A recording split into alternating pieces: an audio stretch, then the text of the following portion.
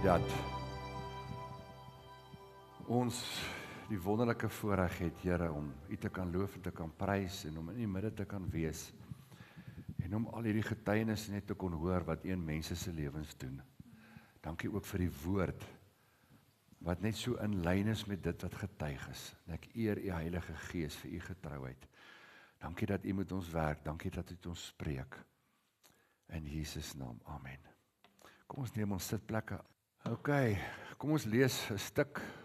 Ons so 20 minute vat, dan is ons klaar.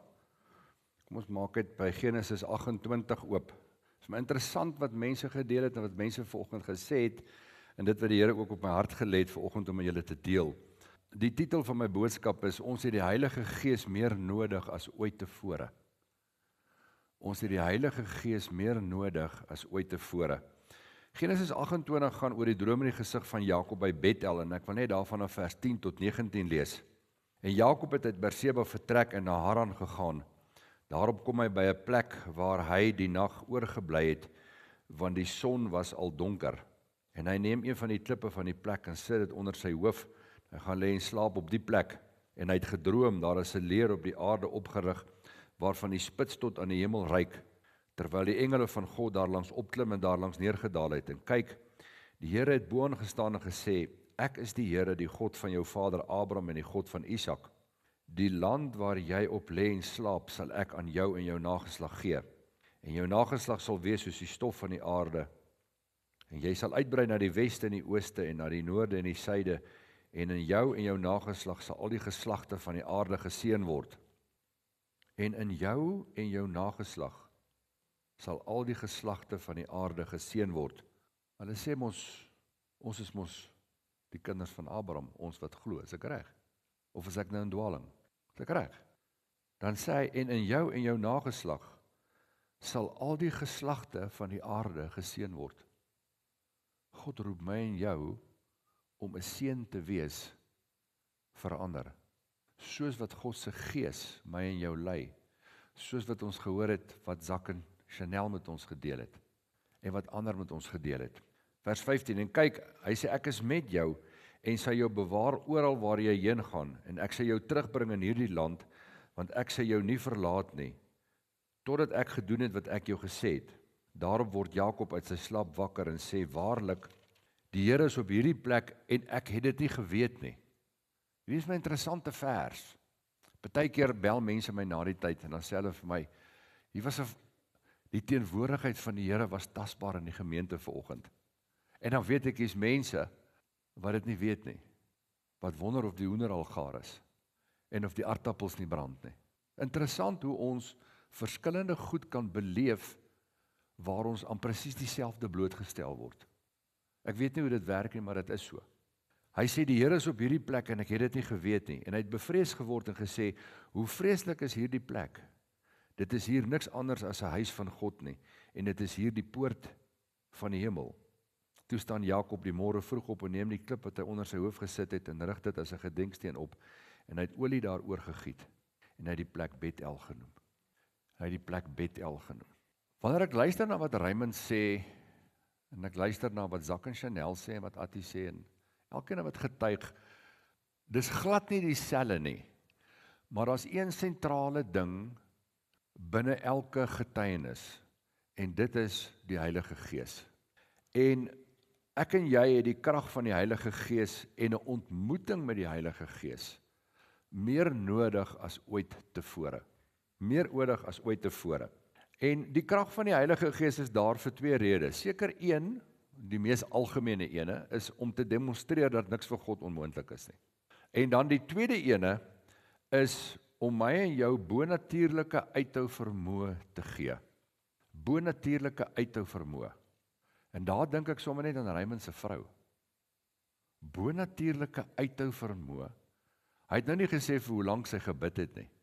Vir hoe lank het jy gebid? Vir daai man. Bonatuurlike uithou vermoë. Om aan te hou, om onder moeilike omstandighede te bly bid. Met ander woorde, om vandat ons begin bid het vir 'n deurbraak, om aan te hou bid tot die deurbraak kom. 7 jaar. om aan te hou bid tot die deurbraak kom, om ons uithou te vermoë te gee wanneer daar vervolging is en wanneer daar teestand is. Aanhou, aanhou, aanhou, aanhou, aanhou. En ek dink ek en jy, of laat ek dit so stel, 'n aanduiding vir my en vir jou om te weet of ek en jy vol van die Heilige Gees is om te sien in watter mate word ek en jy gedistrakt, in watter mate word ons aandag afgelei van dit wat die Here vir ons die opdrag van gee om te doen. Dis die eerste ding. In watter mate rondom dit. En in watter mate word ek en jy ontmoedig om uit te hou, om aan te hou met dit wat die Here op my en jou hart lê. En iemand wat 'n goeie voorbeeld van dit is Paulus. Ek meen, ek wil hê jy moet na Paulus kyk. Paulus is op die plek waar hy Christene vervolg en mense wat in Jesus glo doodmaak. Hy ry op sy donkie op die pad van Damaskus. Die Heilige Gees word vaardig oor hom. Hy val van die donkie af, hy kollaps. Hy's blind vir 3 dae, dink ek. En daarna is hy bereid om te sterf vir juist dit waarteen hy teen was. Die Heilige Gees het in 'n oomblik Paulus omgedraai. In 'n oomblik. En as ons gaan kyk na Paulus se lewe, na die wonderwerke wat deur Paulus se hande plaasgevind het, maar nie net dit nie. Ons vergeet na die teestand wat Paulus beleef het. Die vervolging, die teestand, die hoeveel keer skipbreek gelei, gestenig, al daai goeters. Ons vergeet daai goeters. En dis net die Heilige Gees wat Paulus die krag kon gegee het om te volhard. Want dit is nie deur sy krag nie, dis deur die krag van die Heilige Gees. Nou hier's my vraag.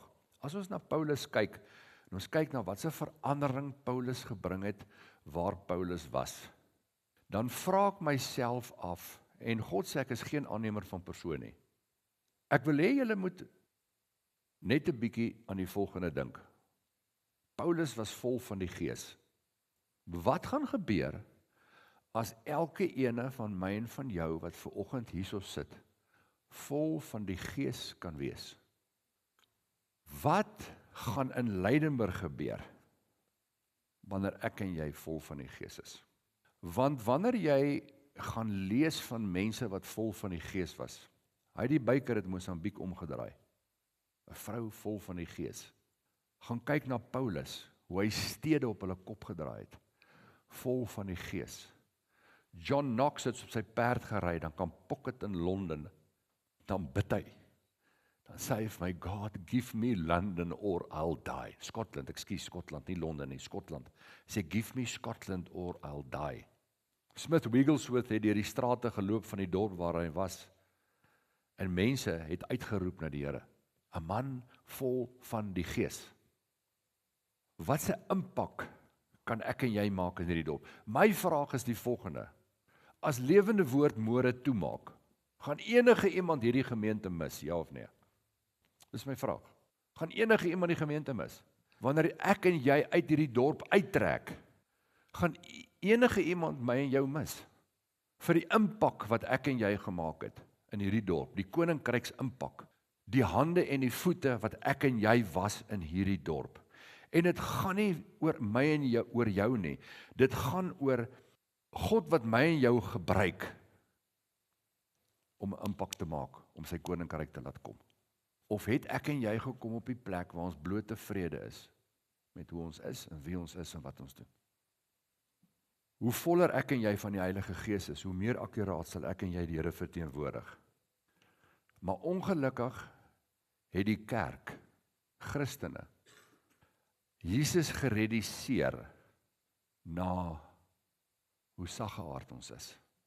Ek wil dit in Engels noem na behavior control. And when somebody has control over his behavior, he's a God's man and woman. Luister hierso, behavior control het nog nooit een ou uit die hel geruk nie. Nog nooit. Nog nooit. Daar's hoeveel moslems wat beter behavior control het as enigeen van ons wat vandag hierso sit. En ons het die evangelie gereduseer na behavior control toe. Ag, kyk hoe saggeaard is hy. Kyk wat sy gevleelde woorde spreek hy. maar dit het geen impak daar buite nie. En die Here roep my en jou om vol van die Gees 'n impak daar buite te maak. Hoe lyk iemand wat vol is van die Heilige Gees? Dis iemand wat nie vir die Here sê, Here, kom maak my drome waar nie. Dis iemand wat vir die Here sê, Here, hoe kan ek help om u droom oor my gesin, oor my dorp, oor my land waar te maak? Wat droom u van ons dorp? Wat droom u? Dis iemand wat vol van die Gees is. Dat ek nou as 'n voorbeeld kan gebruik. Ek dink God se hart was, as daar net iemand is wat kan uitkom, om daai vrou wat binne die volgende maand gaan doodgaan, uit die kake, uit die kloue van die hel te gaan ruk. En daar was iemand wat nie ontmoedig was, toe net hy opdaag nie, maar gegaan het, en daai vrou na die Here gelei het. Dis wat God van my en vir jou verwag. Die Here wil hê ons moet vol wees van die Gees. Die Here sê ons moet oorloop. Jy gepraat van oorloop? Chanel, ons moet oorvloei. Strome van lewende water sal uit jou binneste vloei. Iets kan net oorloop as dit vol is. As dit leeg is, loop daar niks oor nie. Hoe vol is ek en jy vanoggend? En water word in die skrif gebruik as 'n voorbeeld van die Heilige Gees. Hoe vol is ek en jy vanoggend, sodat ons kan oorloop, sodat God se Gees ook ander kan aanraak. Ek en jy kom op die punt in ons lewe, wanneer ons vol is van die Heilige Gees, waar God die prioriteit in ons lewe is. Eerste prioriteit, gehoorsaamheid. Wat sê die Here vir my? Kan ek en jy op die plek kom waar ons elke oggend bid en vir die Here vra, Here, ek is beskikbaar. Heilige Gees, kom maak my vol. Kom vul my opnuut met u teenwoordigheid en gebruik my dan vandag waar u spend me where you want to spend me. Gebruik my vandag in iemand se lewe om vir iemand te bid, om iemand te druk te gee, om die evangelie met iemand te deel, wat ook al.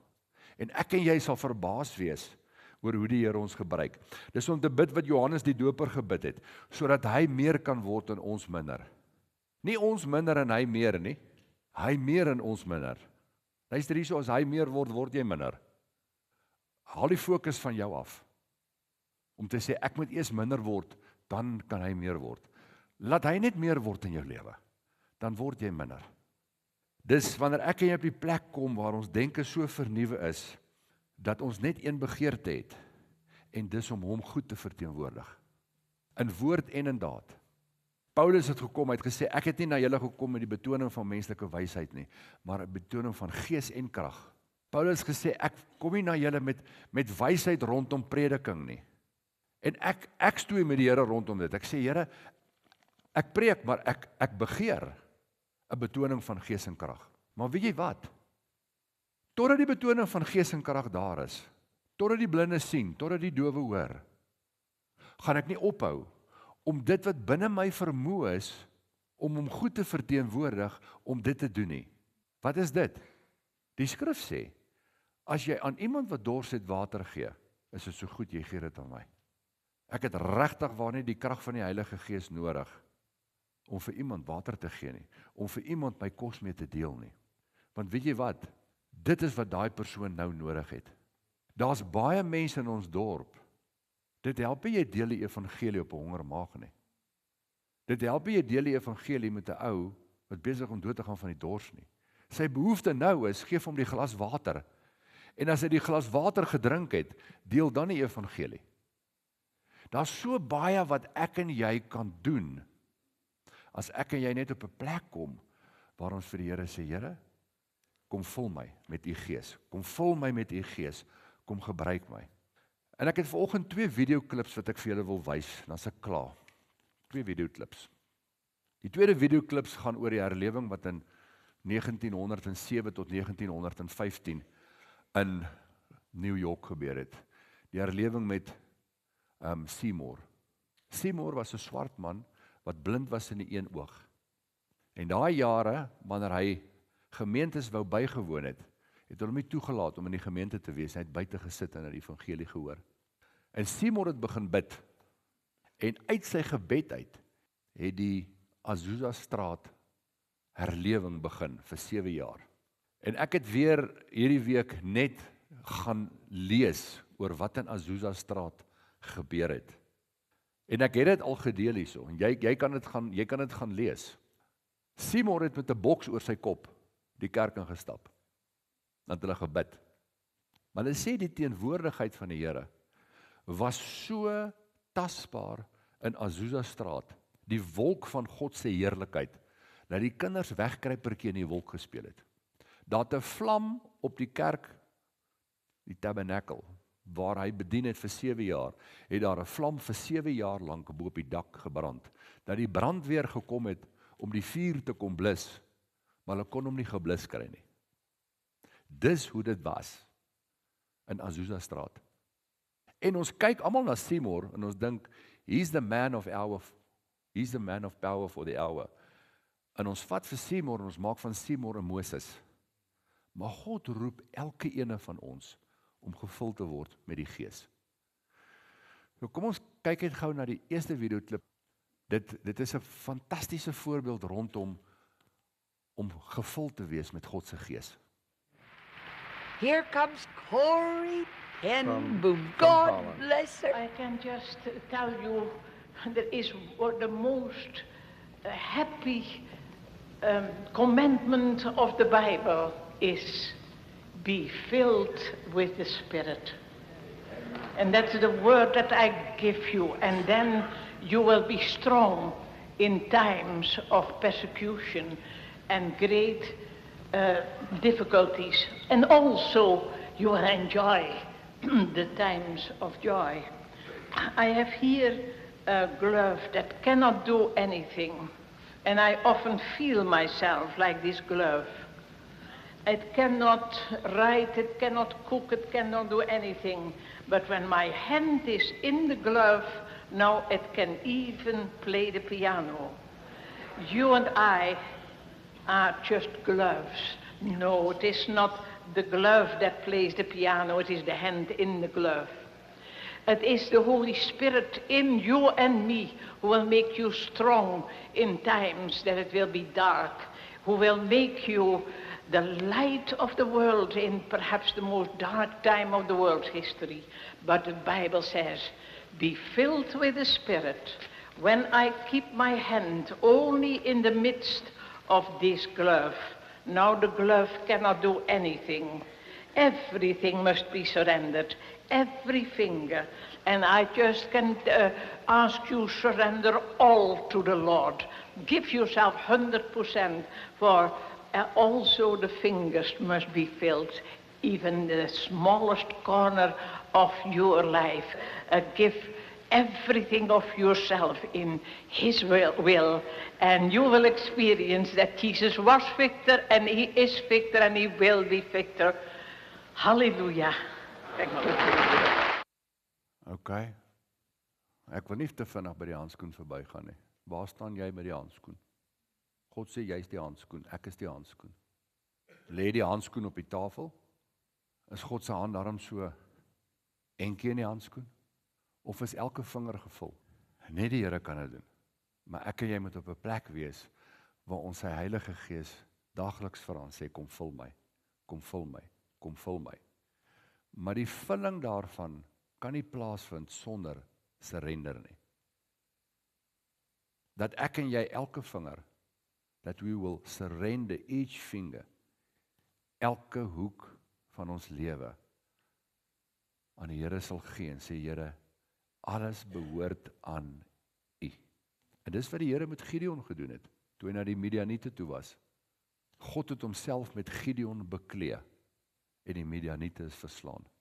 In watter mate kan God my en jou beklee met hom?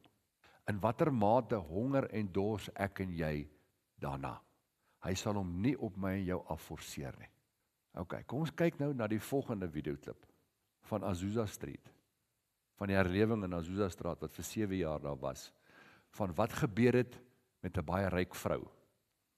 In my studies of the Azusa Street revival and the great men and the women of God, there was a particular woman I fell in love with her own story.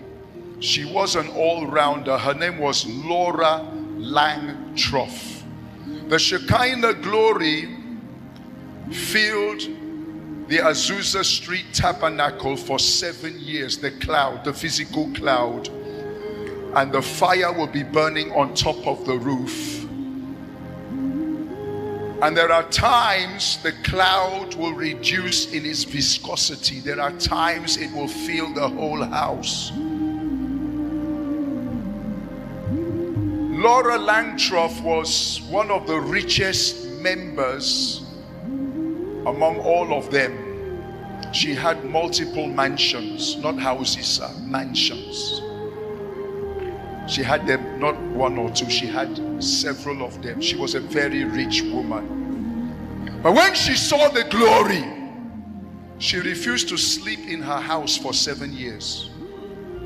She was so hungry and desperate for God's presence that for 7 years she slept inside that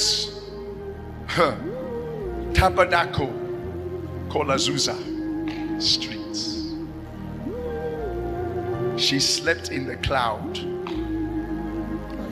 She slept in the atmosphere of heaven. She breathed heaven. Ayah. Ayah. She was so taken up with God's presence. She became what is called an all-rounder. That is, it doesn't matter your case. Whether it's you are crippled, whether it's blind, whether you are deaf and dumb. It doesn't matter the name of what you're carrying. If she comes within 10 feet of you without praying for you, your deaf ear will pop open. Your blind eyes will open. Your legs will rearrange by themselves. It is recorded that there were over 7,000 recreative miracles that took place through her ministry, just by dwelling in his presence. Droom ek en jy van so iets. Toe ek hierdie sien, het dit my so uitgedaag. En vir my gesê, Egbert, waarvoor honger jy? Ek wil vir jou vra vanoggend, waarvoor honger jy? My gebed is dat ek en jy sal begin honger. Dat dit nie sal ophou as ons hier by die deure uitstap nie. Maar dat ek en jy op 'n plek sal kom waar ons dalk elke oggend en elke aand vir die Here sal sê, Here, vul my met die Gees. Vul my met die Gees. Vul my met die Gees. Dat ons ook op 'n plek sal kom where we can sleep in a heavenly atmosphere. Dink julle in hierdie vrou. Dink net hoe moes dit gewees het. Dink net hoe moes dit gewees het. Sonder om te bid, sonder om te preek. 7000 wonderwerke, recreative miracles. Dink net hoe moes dit gewees het. En God is nie 'n aannemer van persoon nie. Ek glo dis 'n fokus. Ek glo dis 'n honger. Ek glo dis 'n dors. Soos wat John Knox gesê het, Here, give me Scotland or I'll die. Moet ek en jy op 'n plek kom waar sê, Here, fill me with your spirit or I'll die. Wat daar 'n uitroep in my en jou lewe is, na meer van die Here. En dan, om op 'n plek te kom waar jy vir die Here sê, Here, hier's ek, spend me, gebruik my waar jy wil. Kom ons sluit die oë. Vader, ek wil bid vir oggend, Here, vir opnuut 'n honger in elke een se lewe. Ek wil bid, Vader, dat daar 'n heilige ontevredenheid sal wees van die toestand waarin ons is. Die toestand waarin ek myself bevind in my Christelike wandel. Daar waar ons op 'n plek gekom het waar ons sê, ek is tevrede met wat ek het. En dat ons sal weet, dat Here, ons u hande en u voete is, en dat u ons wil gebruik, en dat u ons sal help om so gevul te wees met u Gees, that we might represent you well in our town. En ek eer u daarvoor, Here. Dankie dat ek weet, dat hier mense vanoggend is, wat na hierdie getuienisse geluister het, Here. Wat na hierdie videoklips gekyk het, Vader. En dat daar iets is wat ontwaak, iets is wat wakker word. Want u gees sluimer of slaap nie. Ons gees slaap ook nie in die nag nie, Here. En dat u, wanneer ons slaap, fisies ons oë toe is, dat ons gees wakker sal wees. En Here, dat u ons sal vul met u gees. Dat ons op 'n plek sal kom waar ons nie sal gaan om te gaan bid nie, maar waar ons op 'n plek is waar ons sal agterkom, ons bid reeds. Dat dit 'n eerste natuur in ons lewe sal wees. En Here, dat ons dan op 'n plek sal wees waar ons vol sal wees met u gees en gehoorsaam sal wees en sal endure, Here, en nie moedeloos sal raak nie. En ek eer u daarvoor. Here, u het 'n plan met ons elkeen, u het 'n plan met ons gemeente, u het 'n plan met ons dorp. En Vader, ons wil vandag die naam van Jesus, dit wat ons ook gesing het, uitroep oor hierdie dorp, en dat u lig hier sal skyn. Vader, ek wil vanoggend bid vir elke moeder. Dankie, Here, dat ons Moedersdag kan vier. Dankie vir kinders, Here, waar ons 'n inspraak in het. Help ons, gee ons wysheid, om goeie moeders te wees. Om ons kinders groot te maak in die wee. Om ons kinders van u te vertel, om uit te hou en aan te hou, waar dit ook nie altyd maklik is om 'n moeder te wees nie. En ek dank u daarvoor in Jesus naam. Amen.